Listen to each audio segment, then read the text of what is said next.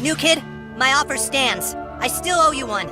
And if you ever want to be part of a real franchise, just call me. Yeah, right. You guys are DC Comics. We're Marvel. Fucking asshole. You guys have Zack Snyder direct your fucking movies. It's safe to say that one of the most parroted phrases from general audiences nowadays is, why don't they make anything new anymore? It's pretty much a mantra for the disenfranchised people who have zero say in the type of schlop that's churned out on a yearly basis and fed to them under the guise of entertainment. So color me intrigued when I first heard about an upcoming sci-fi franchise that was not only supposedly a brand new IP, but also going to be released directly to Netflix right in time for the Christmas season. Now imagine my shock and dismay when I came to the realization that this project was not only helmed by, but was also the brainchild of possibly the biggest hack in all of Hollywood, Zack Snyder. A man so disassociated with reality, he couldn't fathom how pitching a rated-R Star Wars trilogy to a Disney-owned Lucasfilm could possibly be met with anything other than endless funding for his pet project. But rather than being handed a blank check, he was met with blank stares and quickly shown the door. Which, looking at some of the pieces of shit they've approved in recent years, speaks volumes about the script he presented. So old Zachy was faced with a choice. Either move on with his life and find the next project to ruin, or slap a new coat of paint on his treatment and see if he can get somebody else to bite. Seeing as how we find ourselves here, I'll give you one guess as to which one he decided to go with. Now, it isn't necessarily a bad thing to start out with one idea and end up with a completely different end product. I mean, Predator started out as a joke about Rocky fighting aliens, and that turned out to be possibly the greatest action film of all time. And who can forget that the entire Devil May Cry series spawned from an aborted Resident Evil 4 demo? Hell, Viagra started out as a treatment for hypertension. But the problem arises when the ability to adapt exceeds the capacity of the creatives behind it. And well, considering that this particular creative is best known for direct scene-for-scene adaptations of graphic novels, where he barely had to use a modicum of originality, you see where my concern lies. But just how bad is Rebel Moon? Let's find out. Possibly the most glaring issue with the script is the character development, or lack thereof. By attempting to start a new franchise with an ensemble piece, we end up with a parade of paper-thin characters being introduced with barely any screen time to grow. Sofia Boutella can charitably be called the leading lady here, as she gets not only top billing, but undoubtedly the most screen time. Despite having over 24 projects at this point in her career, you'd be hard-pressed to convince anyone this wasn't her first acting gig, as she spends the entire film doing her best impression of a sequoia with her wooden performance. She's never exactly been known as a powerhouse actress, but damn, I've seen more range from people in vegetative states. She's not aided by the fact that the script gives her incredibly long info dump monologues that are supposed to serve as both her motivation and the history of the film's world. If I had to choose a male lead, I guess I'd go with McKeel Hoosman, or as you might know him as Daario Naharis from Game of Thrones. Despite not sharing his co-star's issue of seeming more at home in a lumberyard, he's still let down by a script which gives him painfully little to work with. There's strong implications of a love angle developing, but it's nearly impossible to tell with the way his character essentially becomes inconsequential at various points of the script. The rest of our ragtag band of merry, diverse individuals is filled out by increasingly hollow characters as the film progresses. I really wish I could tell you how they performed, but I seriously can't. Collectively, they have about a dozen lines which reveal their extremely generic motivations. Money, honor, and revenge are all present and accounted for. If there's one actor I truly feel sorry for, it's Djimon Hounsou. Who? An actor plagued with either the world's shittiest agent or the worst luck in Hollywood. This guy just can't seem to catch a break. I mean, in the last few years alone, he's been involved with Shazam, Black Adam, King Arthur, and Charlie's Angels, just to name a few. It's honestly a shame because this guy always brings gravitas to even the dumbest roles. But here, he's basically left with nothing to the point where if you removed him from the film, it would likely go unnoticed. For me, by far the biggest shock with this cast is how pathetically minuscule the role played by Anthony Hopkins is. His early narration at the onset makes it seem like he's going to play a pivotal role throughout. However, after about 7 minutes of screen time, he's removed from the picture completely. Which in hindsight, I guess really should have foreshadowed how the cast was going to be utilized. Look! Up in the sky! It's him! My God, it's really him! He's come to help us! Captain Hindsight! It's a real shame, too, because of all the characters in the story, this soulless automaton somehow felt the most human. Since I don't want to be 100% doom and gloom here, I would like to highlight at least one person I think did a fantastic job working within the confines of this used toilet paper wad that Zack Snyder and his fellow word assemblers tried to pass off as a completed script. That honor goes to Ed Skrein, or as you might know him as Daario Naharis from Game of Thrones? Wait a minute, that can't be right. Did somebody fuck up over at IMDb? Because there's no way that shit's a coincidence. From the moment you see this guy on screen, you know exactly what kind of character he's gonna be. And truth be told, Skrein cranks that shit up to 11 by chewing the scenery in the most amazing way possible. For all the things that made this film near unbearable, Skrein almost offsets it enough to endure. Excuse me, I need to take this. Hello? Yes, I know I did the characters first without doing the plot, but it was an afterthought for Zach too. Seriously, I don't even want to talk about the story. It's a convoluted mess. I know it's in my contract, but please don't make me do it. Okay.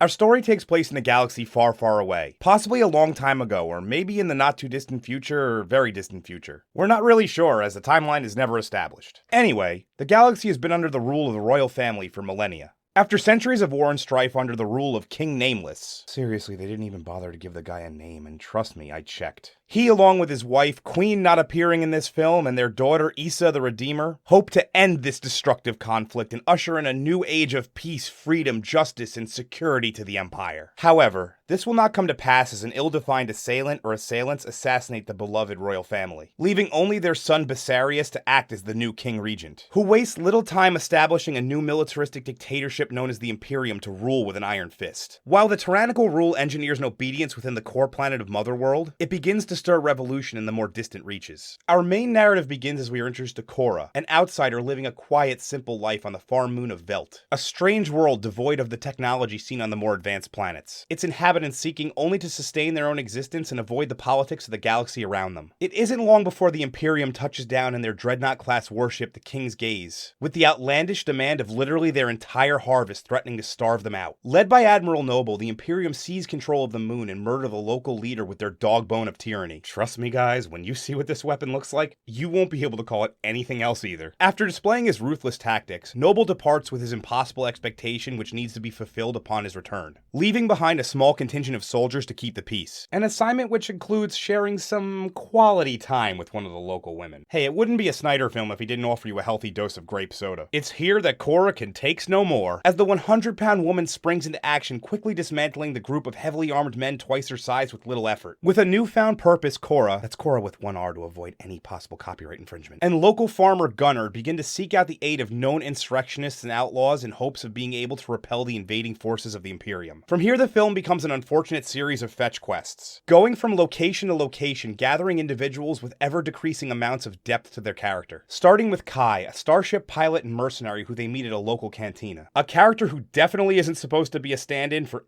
anyone I could possibly think of from a superior piece of fiction. Before we even have enough time to understand his motivations, it's off to a desert planet to hopefully gain the services of a slave named Tarek, but not before Cora and co have a little wager with his owner, which is another totally not ripped off storyline from something I can't quite put my finger on. Wash, rinse, repeat for the cyborg assassin Nemesis who is introduced by killing a giant spider lady right out of your nightmares. As well as Titus, a disgraced former general turned drunk wishing only to be left alone to die in a puddle of piss and misery. Again, before we're given any time to process any of what just happened, it's off to acquire the forces of the Resistance to aid in their cause. But will it be enough to save their clearly outmatched homeworld? Oh, and Cora is a former soldier of the Imperium, by the way. They tell you that in flashbacks. What a mess of a script. If I told you this was one of the hardest reviews I've written up to this point, I wouldn't be lying. There's barely enough to formulate a sentence about what's on screen, nonetheless analyze. The main problem with this story lies squarely with its structure. Setting it up as a series of small missions to gather the team makes it feel like less of a movie and more like that part of an RPG that everyone hates. When they're finally all assembled, the script is so bogged down with storylines all running parallel, it's tantamount to trying to merge 9 lanes of traffic into a single exit. This is the perfect film to put on while you vacuum, as the dialogue is inconsequential to anything occurring on screen. It relies on flashy visuals, hoping to distract you from the fact it's moving at such a breakneck pace, it's impossible to process what you're seeing. There's a term often thrown around that I believe sums this film up perfectly, and that's style over substance. Wasting a ton of potential with hack word assembly and tired tropes which feel at home 2 decades ago. I've said it before, and at this point I feel like I'll say it 1,000 times again. The pacing of this film is atrocious. Unfortunately for me, it's not for the same reason my stock audio clip is set up for. The pacing of this film is terrible, and it could have been cut down by 20 to 30 minutes. As you can see, up to this point in my brief time as a reviewer, I've accounted for films being too long and the scripts needing to be tighter. However, what I've yet to encounter is what this film does, and that's try to fit entirely too much into 2 hours. Cause holy shit did they try to fit literally everything in here.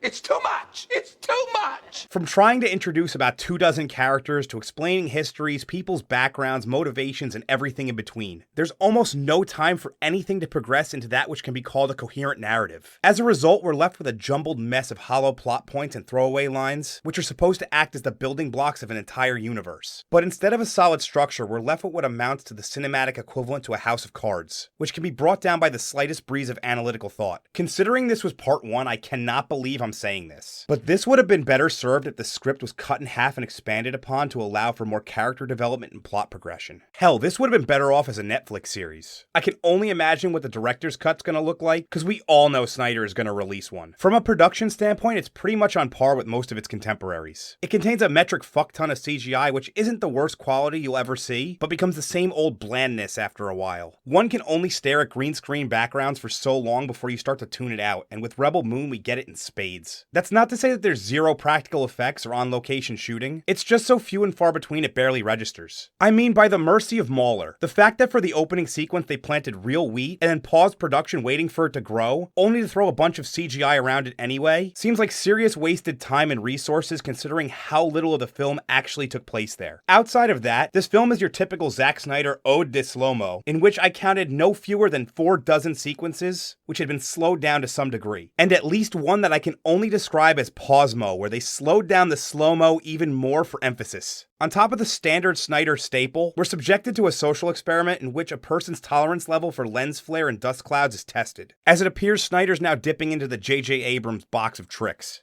I think the most disappointing aspect of this film is the fact that anyone with eyes can see the potential here. In a world of reboots, sequels, spin-offs, and universes both shared and alternate, the general public is thirsty for new IPs, which is kind of what Rebel Moon represented, despite the fact it's a rejected Star Wars pitch, but we'll ignore that. The problem is that even the freshest ideas can spoil quickly in the hands of the wrong creatives, which is exactly the issue we have here. Rebel Moon is everything the entertainment world needs, just done in the most forgettable and unintelligible way possible, which doesn't bode well for its long-term prospects in the entertainment zeitgeist. And if that's not enough to convince you that you can skip this abomination of storytelling, I'm not sure anything I could possibly say would do the trick.